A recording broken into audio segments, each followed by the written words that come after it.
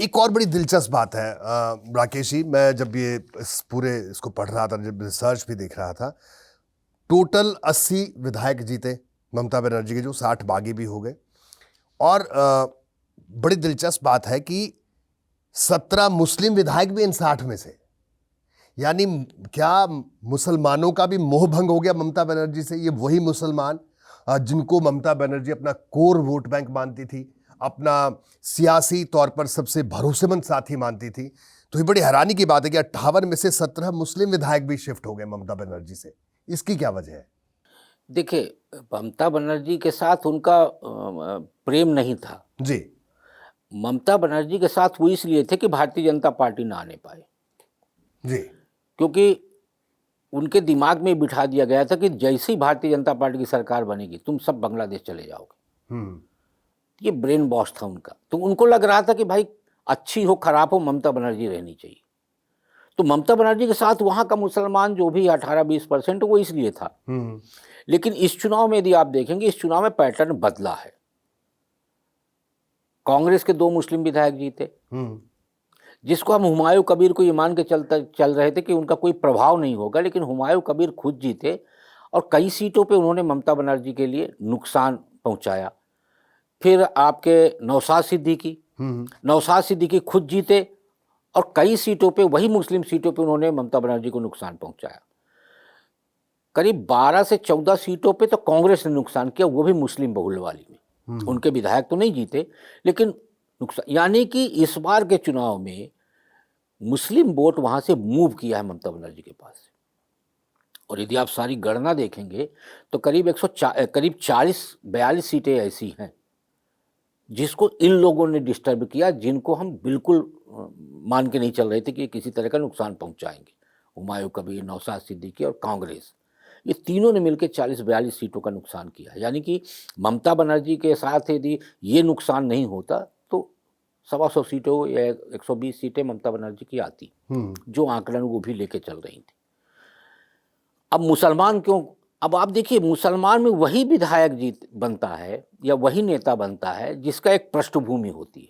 वहाँ सारे मुस्लिम नेताओं की एक पृष्ठभूमि देखिए आप। अब उनके सामने भी तो व्याकुलता है। अब उनके पास समर्पण के अलावा कोई रास्ता नहीं है, क्योंकि अकड़ दिखाने की स्थितियां अब तो नहीं बची। अब समर्पण करना है तो भाजपा के साथ तो जा नहीं सकते। तो उनको भी लगा कि जो भाजपा की तरफ से दूसरा छाता खोला गया है उसी के नीचे हम भी चले जाएं। तो आपका कहना है जो दूसरा छाता जिसको थमाया गया है ऋतव्रत बनर्जी को, वो छाता बीजेपी को भी सूट कर रहा है, बीजेपी ने तो दिया है वो, तो उस छाते में जो 60 विधायक आए वो सबको सूट करता है, चाहे वो मुस्लिम हो, चाहे वो किसी और कम्युनिटी से हो, सब लोगों को सूट कर रहा है।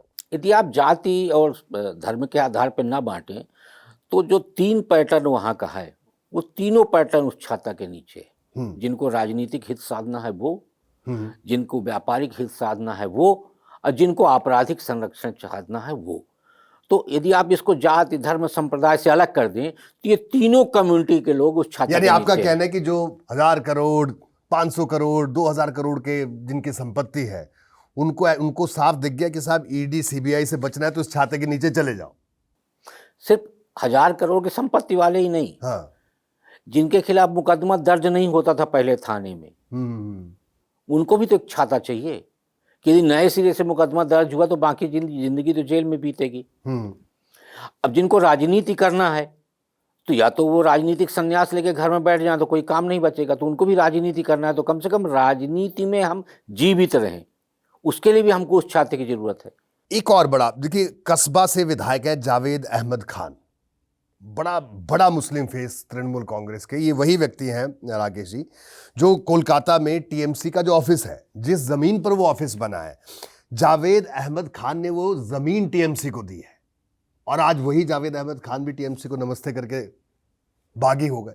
तो ये बगावत जिसे कहा जाए बिल्कुल डीप रूटेड है, जिसे कहा जाए बिल्कुल अंदर तक है। आपने जावेद का नाम लिया, 2 का नाम नहीं लिया। एक कोलकाता मेयर का नाम नहीं लिया, कलकत्ता के मेयर जी बिल्कुल, और दूसरे आपके फाल्टा वाले जो जवाहर, वो क्या नाम है उनका, खान साहब थे जी, जहां जिन्होंने विड्रॉ कर लिया, विड्रॉ किया जी। वो तो क्या कह रहे थे, क्या क्या डायलॉग नहीं मारा उन्होंने चुनाव के टाइम पे।